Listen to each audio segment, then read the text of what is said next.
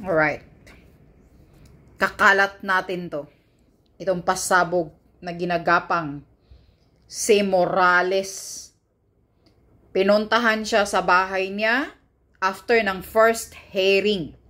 May 1. Ang first hearing was April 30. At sabi niya, on May 1, pinuntahan siya sa bahay niya. Okay? Ito, pakinggan natin ang pasabog. Ikakalat natin to.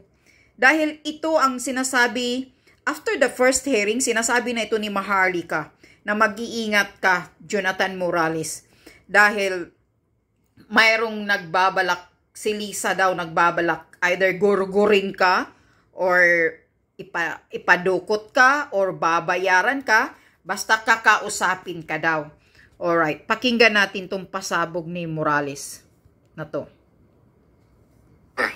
May nagpunta sa akin sa bahay. Ito po ay inaayos ako. Ayos daw by the help of my certain James Kumar and Lisa Marcos through a common friend named Eric Santiago.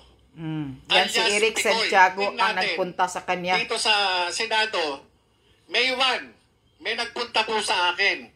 At yun nga, yung tumawag yung Eric Santiago, video call. Kaya nga, sabi ko, teka muna, hindi ako nag-ano dun sa video call.